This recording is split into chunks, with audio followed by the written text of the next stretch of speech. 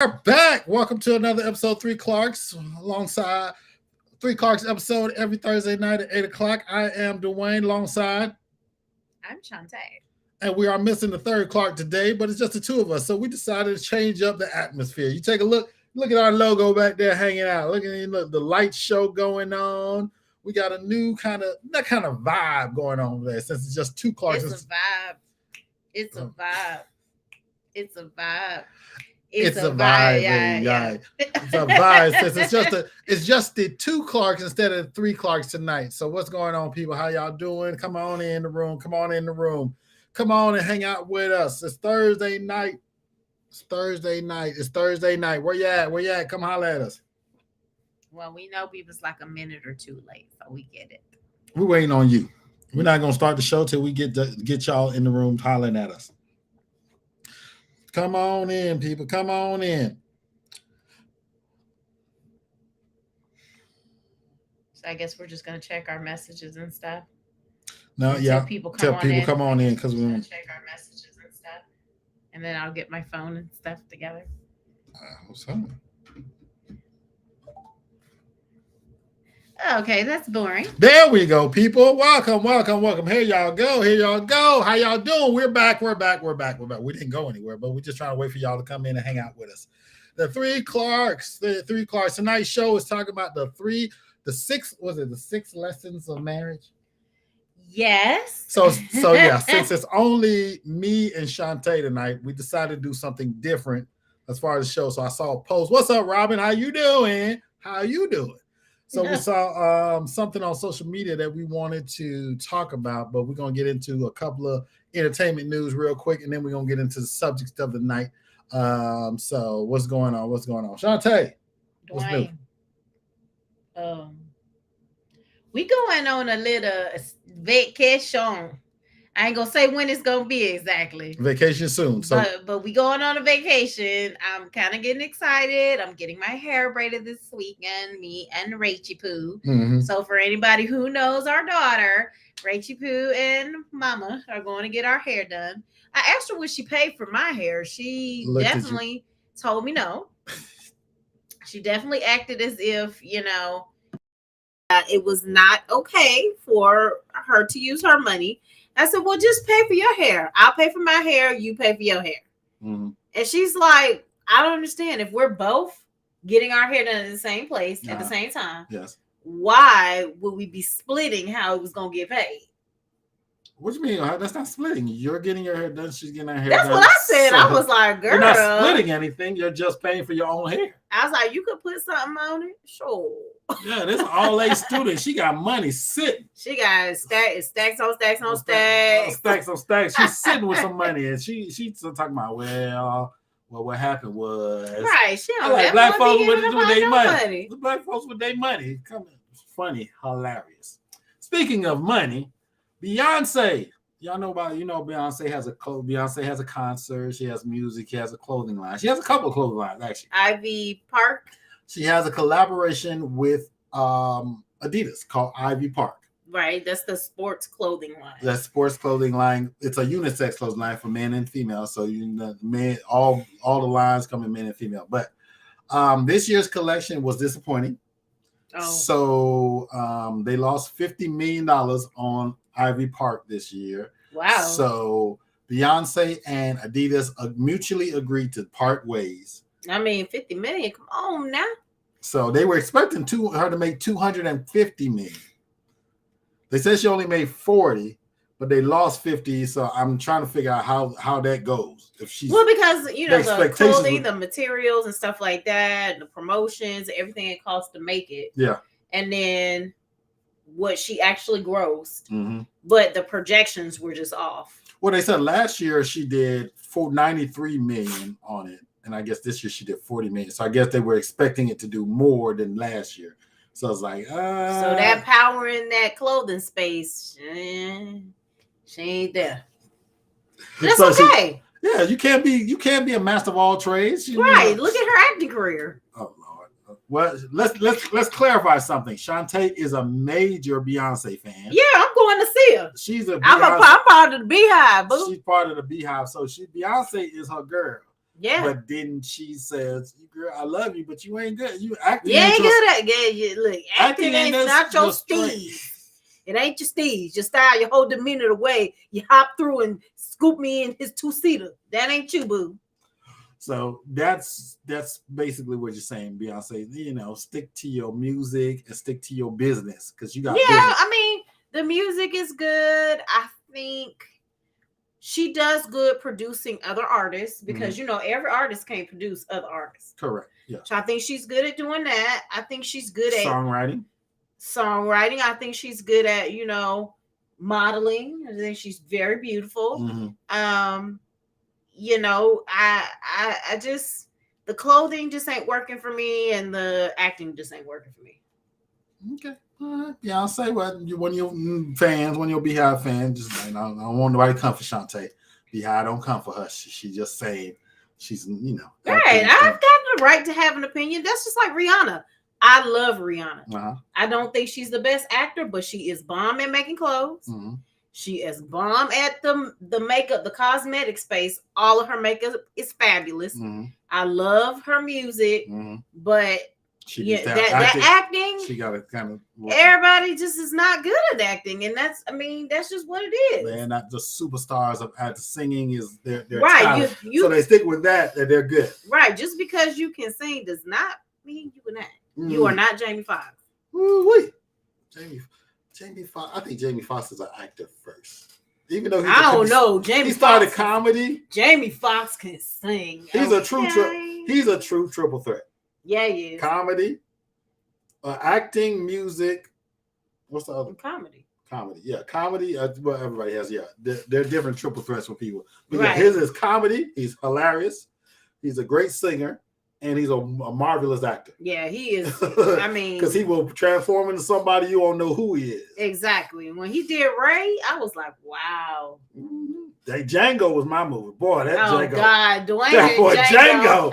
Django was the beast. You go, Django. But Jamie Foxx did his thing. Yeah. So, on to other news. So, for all who don't know who Tekashi 6ix9ine is, he is a rapper who got beat up multiple times. So Tekashi 6ix9ine, a rapper who snitched, who get out early on some charges, and so then the gangs came after him and beat him up. I don't know who came after him. The gangs. I don't know who came after him, but he was solo in a Florida LA Fitness and got beat up. In the bathroom. In the bathroom. So he didn't get killed. He got beat up in the bathroom. So he might have been talking junk because he's talking about I'm this. I doubt it. I doubt he was talking junk. He's always on social media talking junk. But I think, because the Latin Kings are down there. That's like the prevalent kind of group down there. And so that was like the group I think that he was part of. I thought he was Bloods. I'm not gonna get the line. Look, don't get us the line. He was wearing red. He was doing don't get us line. Yeah, what we can tell you is he got beat up in the bathroom. He got beat up in the bathroom, and then now he's spreading rumors that his security had him beat up because he was by himself, and his security's putting it out there. I got 10,000 on all four of y'all to come try me because I beat y'all up. So it's a whole big mess going on. Tekashi 6ix9ine. So I feel sorry for him and what he got going on. It's a shame. It's a shame. Tekashi, get your life. He was part of the Bloods in New York. See, Dante gonna have it for us. Dante he's gonna have us with the knowledge to know what's going on. So Tekashi was part of the Bloods. So yeah, as Shantae said, he snitched, but he became a witness for the prosecution. That's what I'm going to say he did. He became a witness for the prosecution, and that's what happened. Snitches get stitches. That's what they say. I don't know nothing about it. I'm telling. I don't care who you are. I'm not doing no dirt, so I'm telling. So leave me alone. I'm not into doing no dirt. Dwayne singing like a bird. I'm not doing no dirt. You ain't gonna do no time for me, baby. Like Bonnie I'll do some time for you. Okay, all right. If I gotta go rob the bank. I ain't doing time for you to do something stupid. I mean, if I'm doing it for you. That's the real love. Okay. Dante, snitches get stitches. That's what they say. So, all right. So let's get into tonight's topic. So, I thought you was gonna talk about CeeLo. Oh yes, thank you for reminding me. I'm just gonna talk about CeeLo.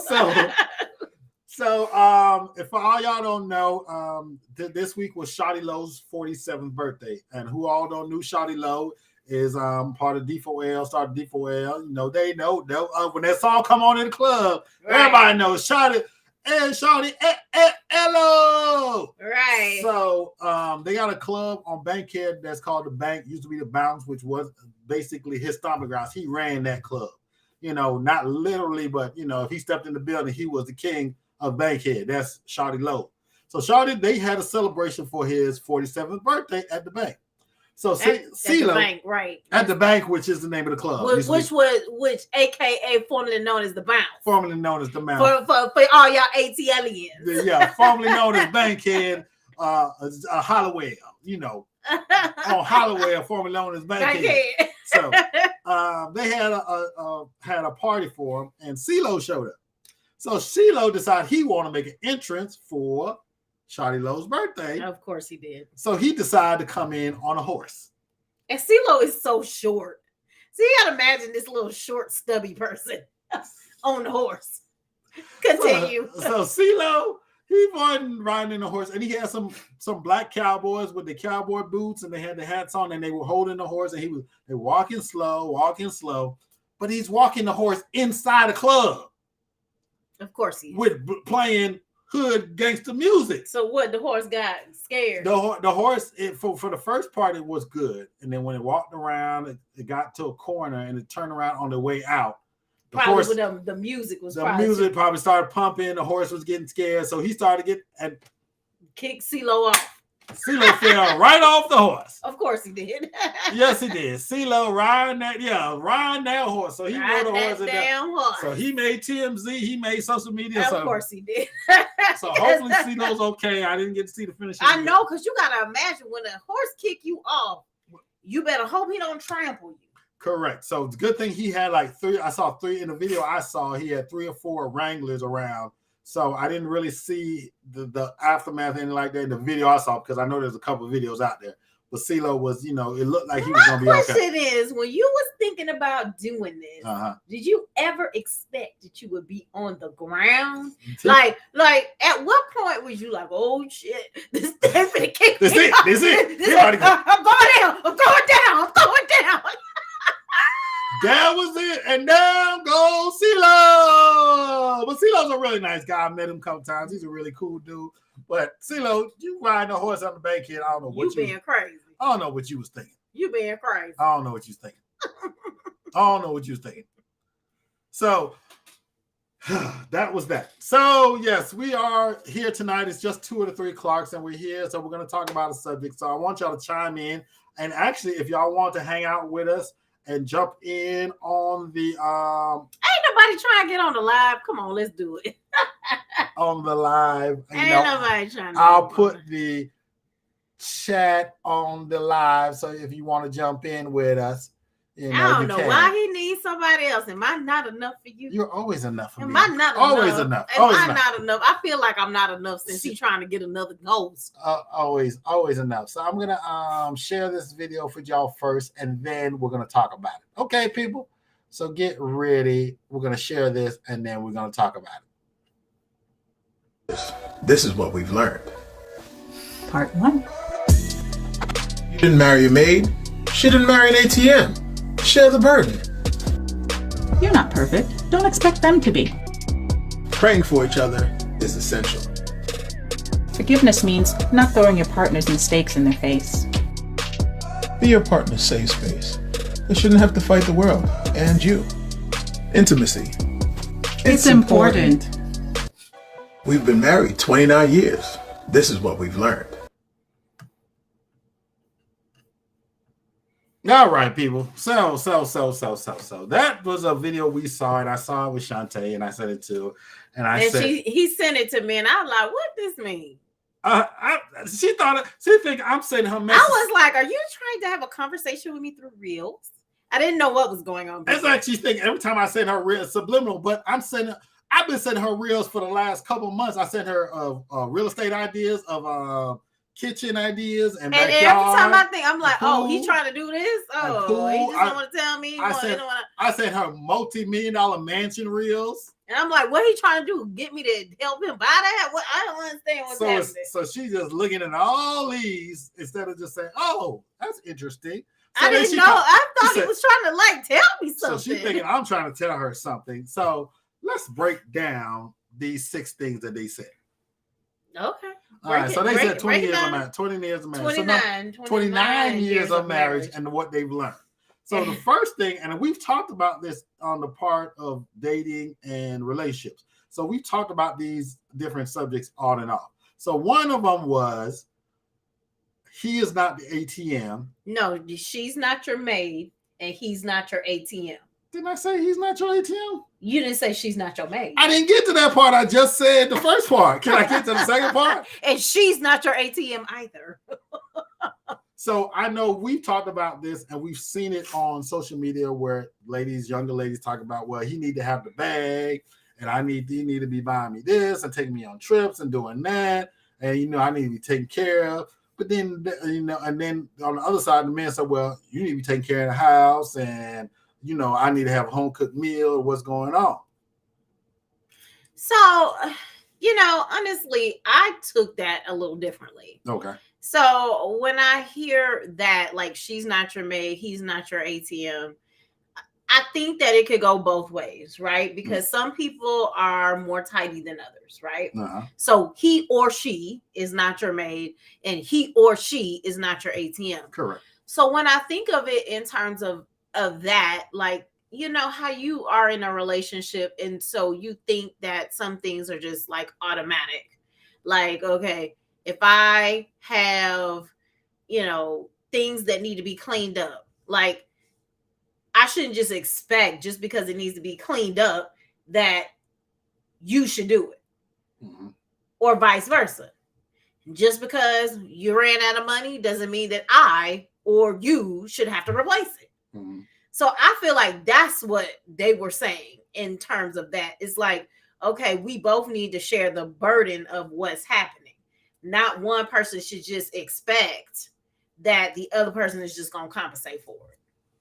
Well, yeah, because it's the maid and the cleaning up is the part where both people got to do it. It's like, picking up the clothes. I've said, well, if I'm bringing home the money, you need to be cleaning up. No, if we're both bringing home some money, it doesn't matter how much it is. We both need to contribute to clean it up.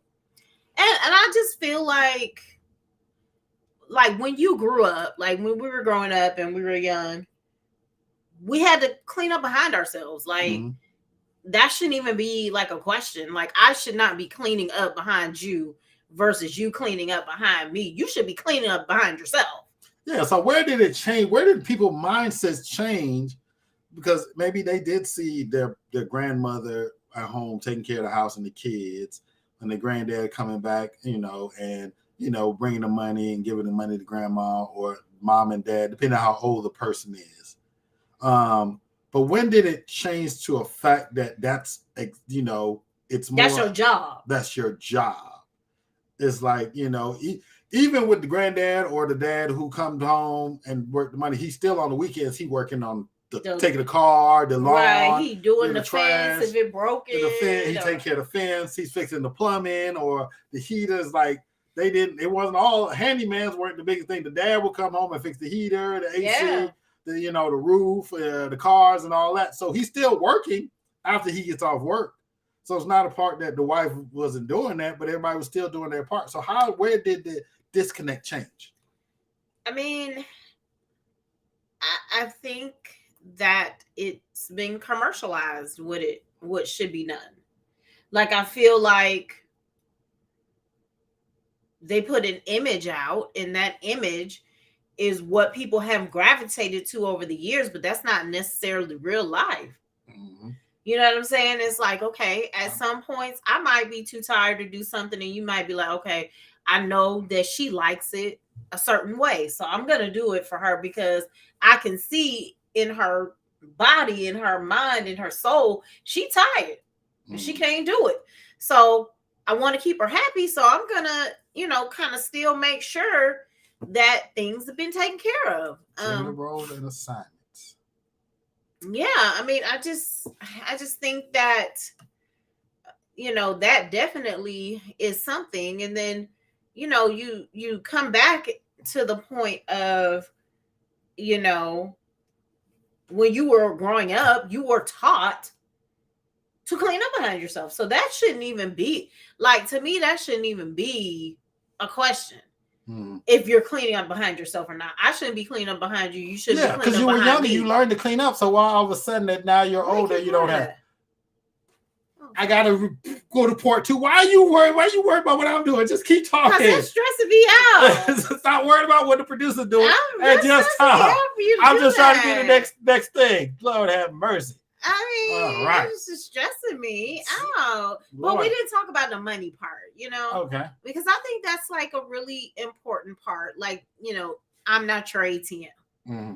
So I feel like people have to be fiscally responsible in their relationships. You know what I'm saying? It's like, okay, we all know that there's a household to take care of. We both got to take care of it. Mm-hmm. When you were single, you had a household that you had to take care of. When I was single, I had a household I had to take care of. Now, we're coming together, so we both need to be taking care of the household financially. And it should never be one person is more fiscally responsible than the other person. Mm-hmm. I understand that. I know of a woman whose mother told her to make sure she finds a man that will cater to her financial needs. I don't recall her putting emphasis on anything else, just the money aspect. Wow. And that could be. Is she still single? That's the question I want to know. Is she still single, or is she, as I like to say, a woman with a few baby daddies? Because I'm like, those women who do that, they go for that man thinking that's going to be the money part. They get a kid, and the money either is not there or that's all they need, and then the man's out. So it's like, that's it. Yeah, I mean, and I feel like parents are gonna try to steer you based on their personal experiences. Mm-hmm. Like, I know one thing that my mom always told me was to make sure that you can support yourself. Mm-hmm. Like, make sure that no matter what the other person is contributing, that you can support yourself and that you are not a financial burden on your mate. Mm. Because when you're a financial burden, then that's hard on the other person. It's like, okay, I know how to support myself.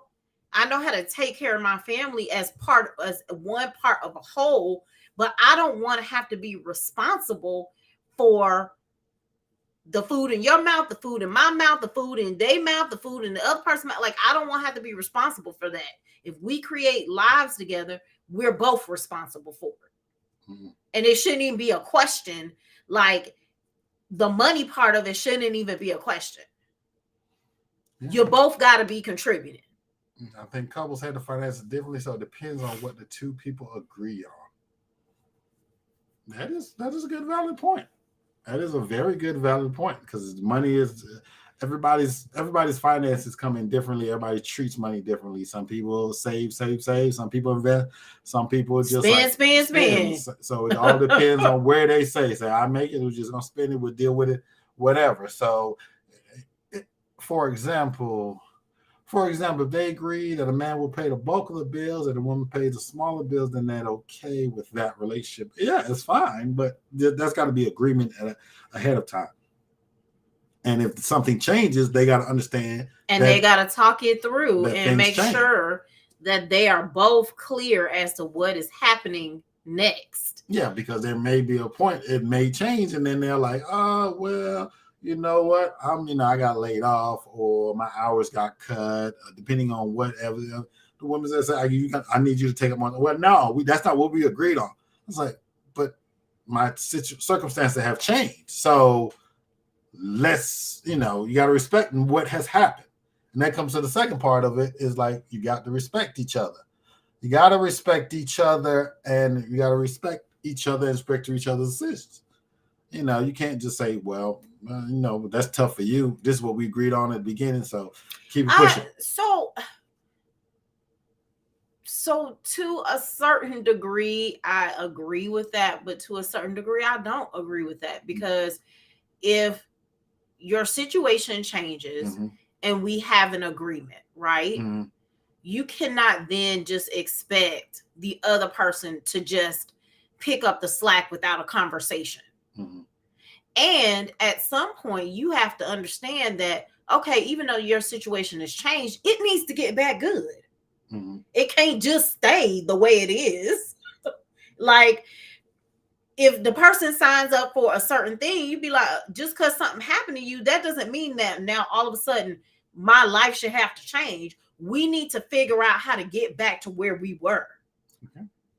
So that's, I mean, I agree that you can help and say, okay, yes, your situation has changed. Okay, we got to work through some things and we're going to work through that. But our goal is to get back to where we were. Or get better than where we were. So yeah. It makes me upset when people just say, oh, well, my situation's changed. Okay, but this marriage ain't changed. These bills ain't changed.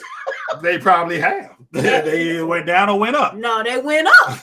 Depends on what you got. It's like, okay, the bills are still the bills. Mm-hmm. What we doing is still what we doing. So yeah, okay, your situation's changed, but this situation hasn't changed. Yeah. So it's like, okay, I hear you. Mm-hmm. And I'm with you and I'm going to work with you, but it can't be like this forever. Understood. So you got to pray for each other on a constant basis. Did we miss number 2? Number 2 was respect. Oh, it was? Yeah, too bad you can't rewind on these. I had to play it over. Okay. You know what I'm saying? Praying for each other. Forgiveness means not throwing others' mistakes in their face. And 5 is being your partner's safe space. So, yes, arguments go. Arguments happen. And then throwing the people's past back in their face is very hard. Side note. Oh, appreciate my shirt. Oh, side note, you digging my shirt, the dad swag shirt? Appreciate it. Well, okay, so praying for each other. Mm-hmm. I think that is essential. Mm-hmm. I pray for Dwayne all the time. Mm-hmm. It's funny because I know, like, whenever he's having like a bad day or, he's had like a kind of like a hard, rough couple of weeks or something, like I start praying real hard for him, and then he'll be in there, he'll come and say, oh, guess what just happened? And I'm like, Lord, my prayers was answered. I'd be like, this man needs a breakthrough today, Lord. A breakthrough, Lord. I can't stress enough because we cannot let him get to the point where he is too upset that he can't pull himself out. So I constantly, keep him in prayer and just lift him up, because I think, you manifest whatever it is you truly believe in your heart. And so, praying positively, I feel like changes the situation in a positive manner.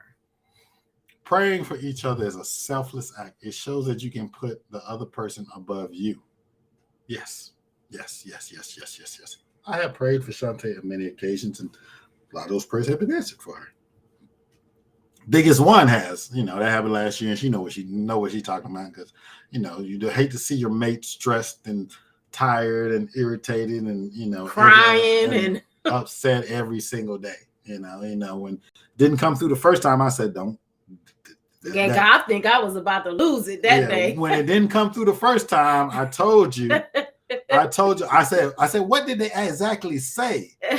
I said, then that's not, you didn't miss out.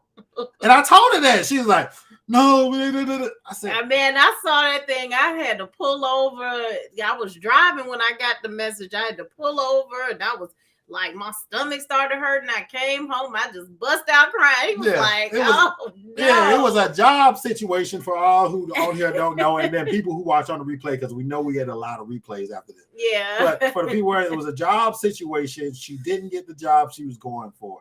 But yeah. I said to her, they put you through all those interviews. What did they really say? So I delved into what they said. I said, and then when they did call her back, she's like, I told you. She's like, you did say they did. You did say they did. I said I did, because you gotta listen to what people say. They say that we weren't ready for this part. Yeah. But we got you on this part. Yeah. You know, and that funny makes another quote that I sent you about the restaurant. You remember that one? That video about the restaurant I sent you? Yeah. So the video about the restaurant, I'm gonna play that. Don't get off track, baby. I'm not gonna play now, but yeah. Okay. Don't get off subject. Okay, that's praying for each other. That's praying for, so and forgiveness, not throwing everything in back the past back into your mate's face. So forgiveness is a tricky thing, right? Mm-hmm. Because in a marriage, I feel like you can let things go, but not necessarily forgive a person. Mm-hmm. It's like, okay, I don't want to argue and fuss and beef with you about it anymore, because like it's like beating a dead horse. Mm-hmm. But I feel that you can let it go for the sake of harmony, mm-hmm. but still in your heart, you haven't truly forgave that person. Mm-hmm. So I think that forgiveness can be a very tricky thing, especially when you really, really love somebody and they really, really hurt you. Mm. It's hard to like just kind of let it go. At least it can be for me at times. And so it's like, okay, now I'm not fussing about it no more. No, I'm not like making a big deal or stomping my feet or acting crazy or, you know, having an attitude, but I'm still hurt. Mm-hmm. And I haven't totally gotten over it. So I think forgiveness is definitely essential, but not always easily given. Mm-hmm. Powerful message there. Powerful. Sound like you're going through some of our stuff right now. Ooh, Lord, have mercy. Ooh. So have I not forgiven you for something? Probably not. Probably not. Probably something that you haven't forgiven me about. So I'm just like, oh, wow. Really? That's what we doing. That's what we doing. Okay. So we on that. So hey, look, do we need to have a talk after this podcast? We may seem like it. Seem like it. I mean, how do you feel about forgiveness? That's interesting. Forgiveness, because I'm thinking of more of forgiveness, but I'm not a forgetful person. I feel like you don't forgive easily. I don't. I feel like you hold it in your heart mm-hmm. forever. And every time you think about it, I feel that you relive it every time. Mm-hmm. And so every time you're just as angry as the first time. Mm. That could be true. Like I feel like you hold it and hold it and hold it and hold it and hold it. And then every single time it comes up or you're faced with a situation similar to whatever it is that hurt you, that you need to forgive, it's like you're reliving it all over again. I can see that. Because I'm like, I wonder sometimes why, you know, I can't help you when you are upset about something that doesn't have anything to do with me. And so, you know, like if I try to talk to you about it, then you are still very upset. And it might have happened 3 years ago. And I'm like, why are you still this mad? You should not still be this mad about it. Childhood trauma. I've said what it is. It's childhood trauma. I've had a lot of childhood trauma mentally. So, you know, there's been a lot. So, you know, I just don't deal with stuff, you know, I've learned to deal with stuff in my way. And, you know, I cut it out of my life or my atmosphere if it gets to that point. But that's just the person I am. And, you know, I've dealt with stuff. There's a lot bigger things that I could deal with, a lot bigger things going on. But, you know, I think I've dealt with it in a great way, suppress it or let it out. the way it needs to be done. So that's how I'm gonna approach that subject. So what else was there in the video? The last one was intimacy, and I got a lot to say about this. All right, Shantae got a lot to say. Let's hear what she got to say. Well, okay, so when I saw it, I was kind of taken aback because I think about, us. We've been married 16 years, and that's kind of a long time. And sometimes you feel like you're still getting to know your mate. And so I think about the intimacy side of our relationship. And I know that at times we struggle in that area. I could be transparent and honest on the podcast. Sometimes we struggle in that area. So I wanted to dig a little bit deeper into intimacy just in general, and really have a better understanding. So my understanding of intimacy is the closeness between two people, right? It's not necessarily, it's so many attributes, not just one. Correct.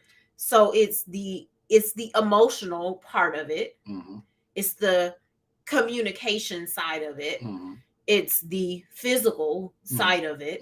It's the it's like the bond, like the trust to be able to share very intimate things about yourself with that other person. It's all of these things that are creating a sense of intimacy, closeness that you don't share with anyone else. Yeah. So, I'm like, okay, so when I look at our intimacy, I'm like, okay, do we?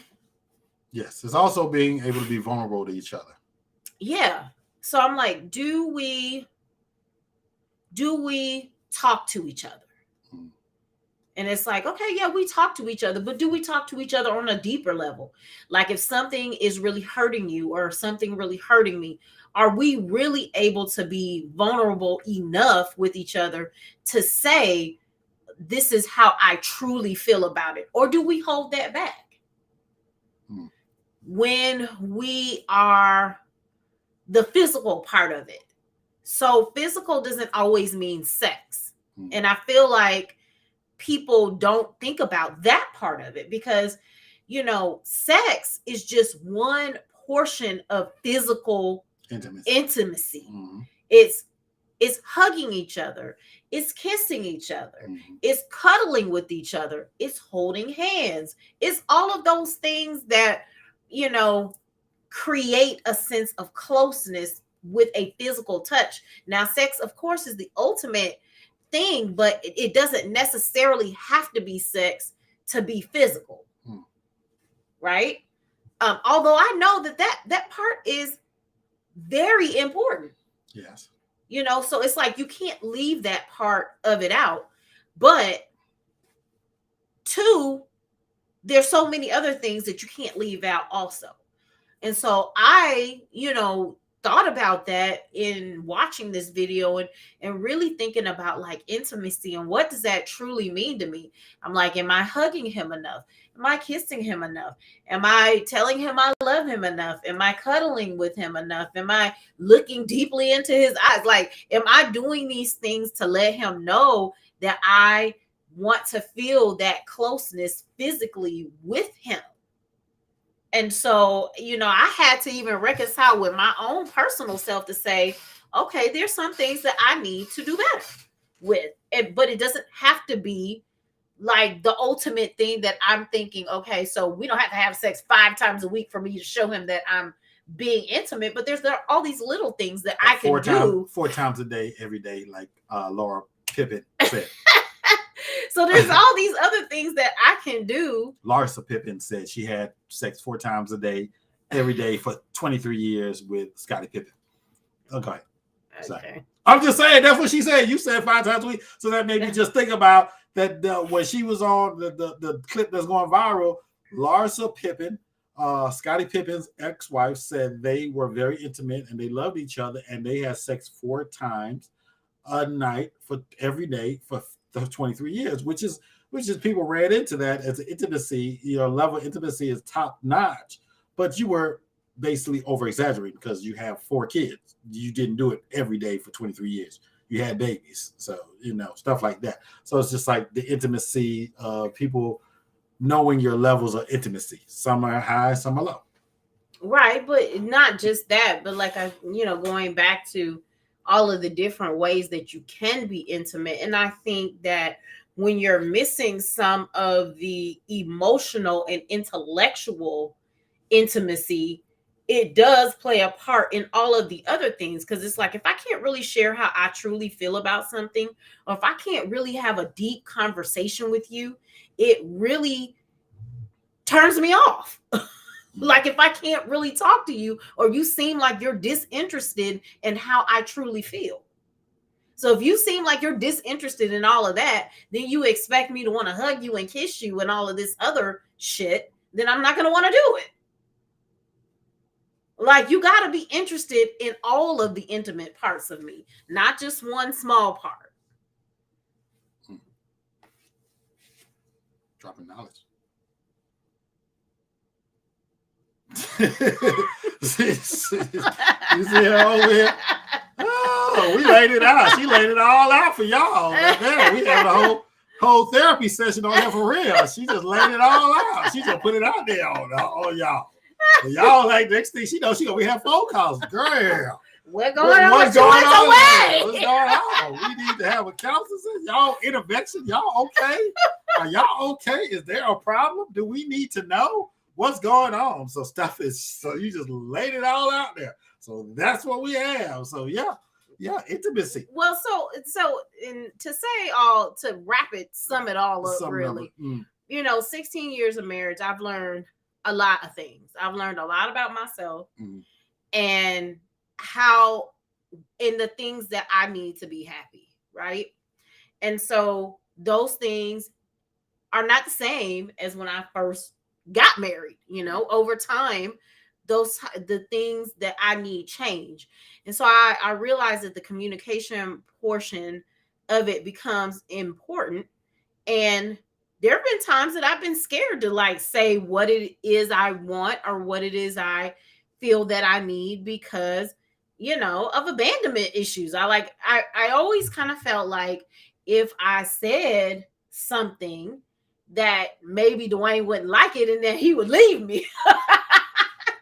So once I got over that and was able to communicate a little bit better, I feel like some of that has helped us. I mean, I think him, becoming a man of God and really like loving his family and things like that, I think that has definitely grounded our relationship. I mean, what do you think? I think it's a two-way street. You're saying everything that you need and want and communicate. It's a two-way street. When your communication, you got to be consistent. When somebody communicates with you certain things in the way you want, you got to be consistent. And they're not saying it as one-time thing. It's something that's ongoing and it's not happening on a regular basis. Because it's consistency. You have a conversation and you talk about something and you do it one time, or you talk about it and it changes for 30 days, or it changes for a week, or it changes for 6 months, and then it goes right back to where it was. You got to think about consistency and changing your whole mindset when it comes to evolving as a couple or marriage. You have to change your mindset on a regular basis. And I agree with that. But I also think that a person is who they are. And so you can't expect them to just switch it up and then to be consistent. Nobody's ever consistent when they first start out with anything. So you have to allow the space for it to happen and know that it may not happen to the top of your expectation. But if you can see the effort in where they are trying to do it in their own way, then that should be something that should be celebrated. to say, oh, I've noticed that, for the last 30 days, you've considered, I don't know, washing the dishes or helping me clean the kitchen or making up the bed or having sex with me more often, or I notice every morning you give me a kiss on my cheek. I don't know. It is different things for different people. And as Dante says, people work towards greater consistency. Nothing happens overnight. No, nothing happens overnight. And like you said, it's 21 days. Was it 21 days to create a habit? But you got to do it on a regular basis. Continuous. And you got to work. As the video was very highlighting, but I'm gonna end and wrap it up with this is like marriage is a work in progress always. It's always a work in progress. Always a work in progress. So if you learn that over, they start their conversation was talking about 29 years. We're in 16 years. We know other people less, more or less. I know somebody married 21 days. So it's like right. So it's like marriages and working on communication, intimacy, respect. It's all hand in hand, and you got to keep it moving on a regular basis. So, any last thoughts, Shantae, before we get out of here? I think I've had a lot of thoughts. I feel like you need to give some last thoughts at this point. I don't have much last thoughts because my battery's about to die, and I forgot to put the camera on. So, appreciate y'all tuning in with us every Thursday night. This was a deep conversation. We got into it with just the two of us. Jeffrey probably would have been cringeworthy if he was here with us. He'd be like, this ain't got nothing to do with me. Yeah, nothing to do with me. But I'm just sitting here. At some point, you got to learn how to be vulnerable. And, so that's what we did tonight. That's what we did. So we appreciate y'all hanging with us and appreciate y'all rocking with us every Thursday night at 8 o'clock. We'll see y'all next week. Then after that, we'll be on hiatus for a week. So we will catch y'all next week at same time, same bat channel. Peace.